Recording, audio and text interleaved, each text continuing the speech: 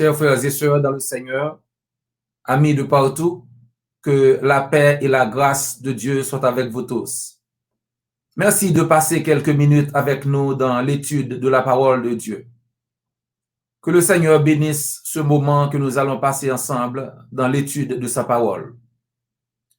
Sauf indication contraire, les citations bibliques proviennent de la version Louis II. Cette étude biblique porte sur la foi active en Dieu, la foi salvatrice, la foi qui sauve. Sans la foi, nous dit la Bible en Hébreux chapitre 11, verset 6, il est impossible d'être agréable à Dieu. Personne ne peut vivre une vie plus agréable à Dieu que le Seigneur Jésus lui-même. Lui nous dit 1 Pierre chapitre 2, verset 22, qui n'a point commis de péché et dans la bouche duquel il ne s'est point trouvé de fraude.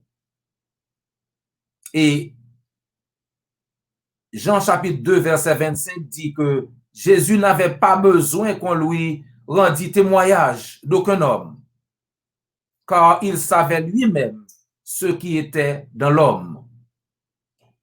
Par conséquent, Jésus ne sera pas impressionné par n'importe qui.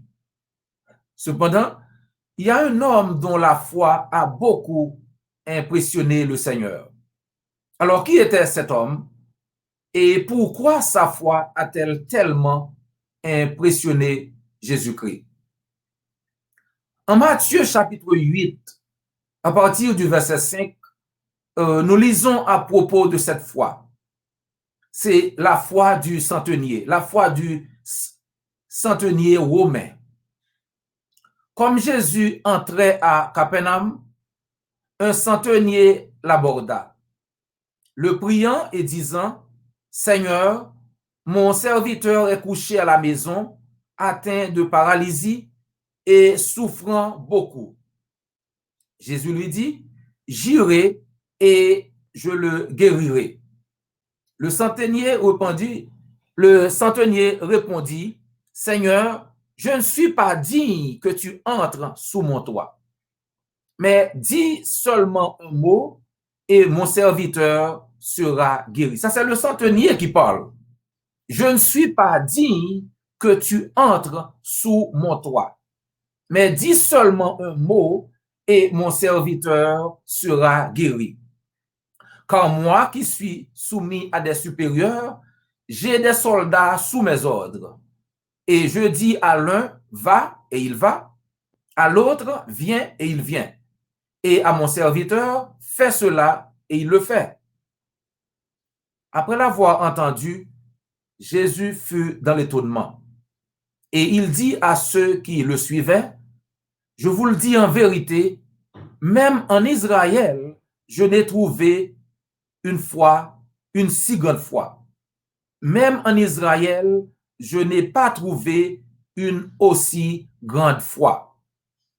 Or, je vous déclare, dit Jésus, que plusieurs viendront de l'Orient et de l'Occident et seront à table avec Abraham, Isaac et Jacob dans le royaume des cieux.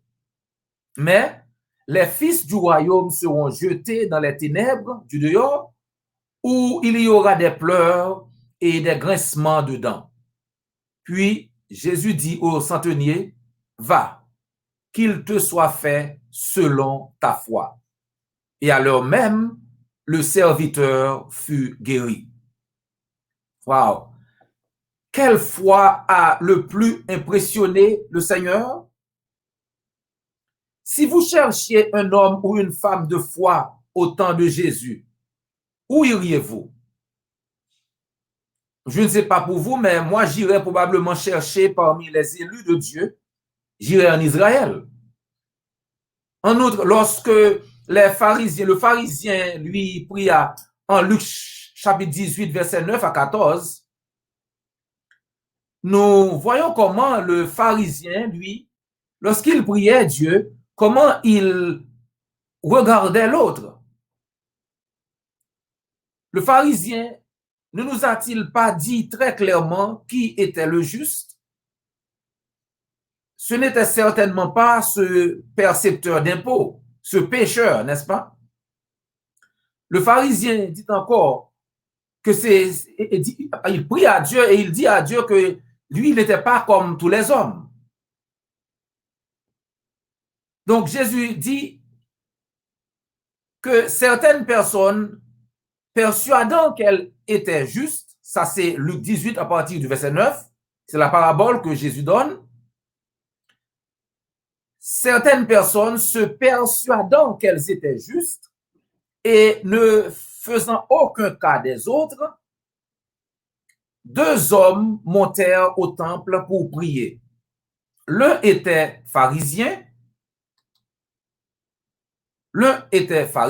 et l'autre publicain. Le pharisien debout priait en lui-même, « Ô Dieu, je te rends grâce de ce que je ne suis pas comme le reste des hommes, qui sont ravisseurs, injustes, adultères, ou même comme ce publicain. Je jeûne 2 fois la semaine, je donne la dîme de tous mes revenus. » Le publicain, se tenant à distance, n'osait même pas lever les yeux au ciel, mais il se frappait la poitrine en disant, « Ô Dieu, sois apaisé envers moi qui suis un pécheur. » Je vous le dis, celui-ci descendit dans sa maison justifié plutôt que l'autre. Car quiconque s'élève sera abaissé, et celui qui s'abaisse sera élevé. Par conséquent, alors que nous méditons sur notre texte en Matthieu chapitre 8, versets 5 à 13, nous ne pouvons que nous demander ce que la déclaration du Seigneur a dû faire ressentir aux dirigeants juifs de son temps. Comment est-ce que ces juifs reçurent la parole de notre Seigneur? En Matthieu chapitre 8, verset 10, il dit, « Même en Israël, je n'ai pas trouvé une aussi grande foi. » Les dirigeants juifs auraient-ils jamais pensé qu'un païen, un soldat romain, aurait pu avoir une plus grande foi en Dieu que même ces juifs, ces dirigeants? Vous vous rappelez ce que dit le pharisien? « Je te rends grâce de ce que je ne suis pas comme le reste des hommes qui sont ravisseurs, injustes, adultères, ou même comme ce publicain. » Luc 18, verset 11. Donc, en d'autres termes, pour ce pharisien, il est si juste et un joueur si incroyable que Dieu devrait être heureux qu'il joue dans l'équipe de Dieu. Dans Marc chapitre 13, chapitre 12 plutôt, à partir du verset 38, Marc 12, verset 38 à 40, là, Jésus nous met en garde contre de tels individus. Il leur disait dans son enseignement, « Gardez-vous des scribes qui aiment à se promener en robe longue et à être salués dans les places publiques, qui cherchent les premiers sièges dans les synagogues et les premières places dans les festins, qui dévorent les maisons des veuves et qui font l'apparence de longues prières. Ils seront jugés plus sévèrement. » Chers amis, il y a quelques leçons, de très, très importantes leçons à souligner dans ce texte, dans ces paraboles que donne le Seigneur. Quelle foi a le plus impressionné le Seigneur? La foi d'un Romain, la foi d'un centenier romain, un païen. Oui, la foi d'un païen. Qu'est-ce qui rend la foi de ce centenier si impressionnante? Qu'est-ce qu'il a fait? Ouais, il a compris ce que signifie avoir de l'autorité et de pouvoir l'utiliser. Tout comme le centurion se décrit lui-même en Matthieu chapitre 8, il était un homme doté d'une immense autorité, un commandant de sang. National Geographic décrit les centeniers comme les piliers des légions romaines. Là, nous lisons que les centeniers incarnent à la fois la bravoure, la combativité et l'organisation qui permit aux légions romaines de rayer sur la Méditerranée. Du champ de bataille au camp militaire, ils menaient une vie à la dure. Donc, les centeniers, ce n'était pas n'importe qui. Mais malgré ses grades, malgré son autorité, ce centenier fut un homme très humble.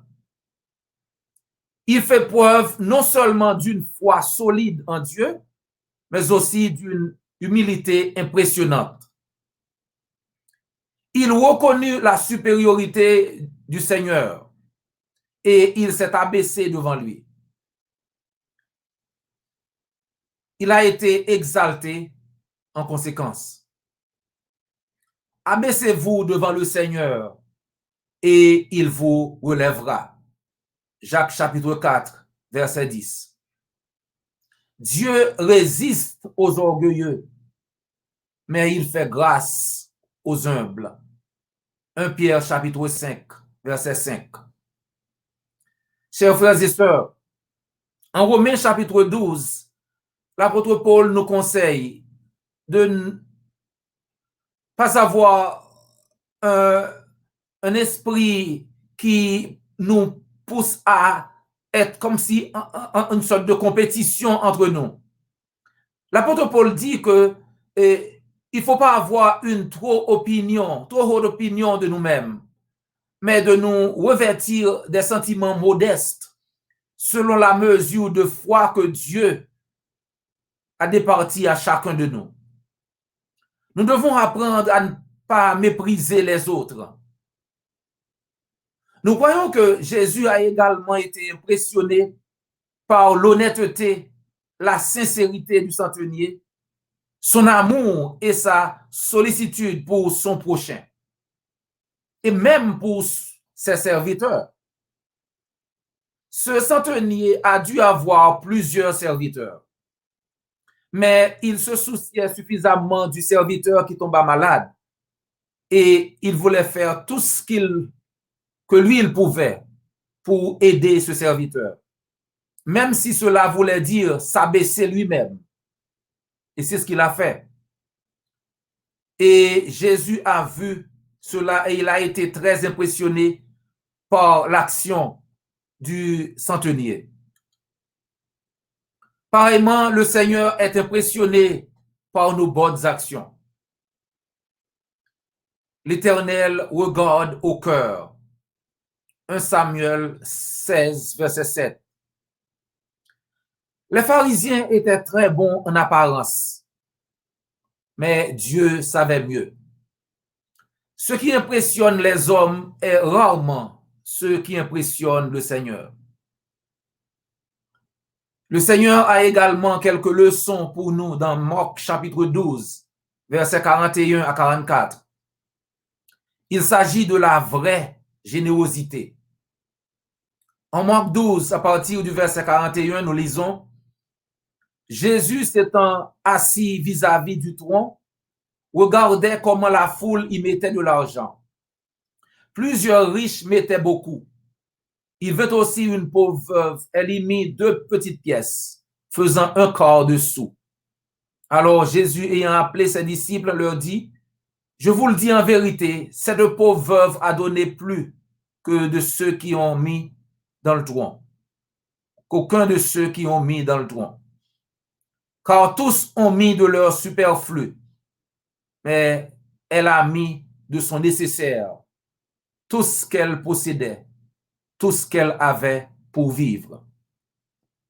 Jésus appelle les disciples et leur enseigne une excellente leçon. Il s'agit de la vraie générosité, il s'agit de service et non de compétition. Dans l'Église du Seigneur, nous entrons avec divers types de moyens et de talents.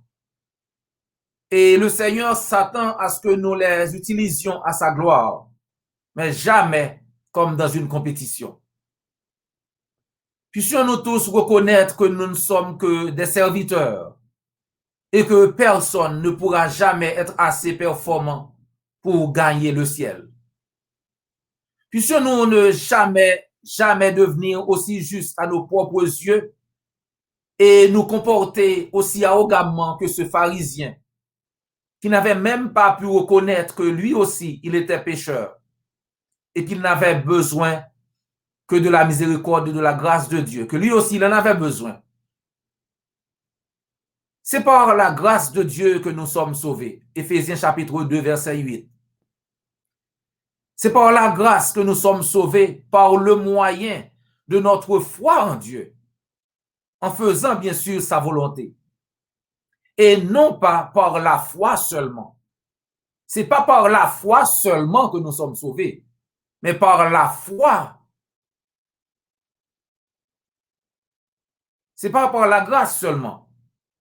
Il y en a, c'est pas seulement la foi, et ce n'est non plus pas seulement la grâce, mais c'est par la grâce que nous sommes sauvés, par le moyen de la foi.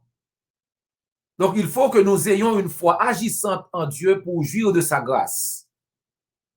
Que le Seigneur nous aide à demeurer dans la foi, comme ce fidèle centenier, et à être ainsi prêt à recevoir la vie éternelle que Dieu a promise à tous ceux qui l'aiment et qui obéissent à sa volonté. Et si vous écoutez ce message et vous n'avez pas encore obéi à l'évangile, nous voulons vous encourager à suivre l'exemple du centenier, de faire confiance à Dieu et d'obéir humblement à sa volonté pour pouvoir obtenir la vie éternelle. En Marc 16, verset 16, le Seigneur nous dit comment procéder. Celui qui croira et qui sera baptisé sera sauvé, mais celui qui ne croira pas sera condamné. Et en Actes des Apôtres, chapitre 2, 41-42, Acte 2, verset 41 et verset 42, nous lisons que ceux qui acceptèrent la parole furent baptisés et ils persévéraient dans l'enseignement des apôtres. Il faut croire, il faut repentir de ses péchés, il faut confesser le nom de Christ, il faut se faire baptiser. C'est pas seulement croire. Celui qui croira et qui sera baptisé sera sauvé. Ce fut un plaisir de passer quelques minutes dans l'étude de la parole de Dieu avec vous. Prière de nous rejoindre la semaine prochaine alors que nous continuons à étudier ensemble. N'oubliez pas de vous abonner, like, commenter et de partager sur n'importe quelle plateforme que vous écoutez. D'ici là, que le Seigneur vous garde et vous bénisse.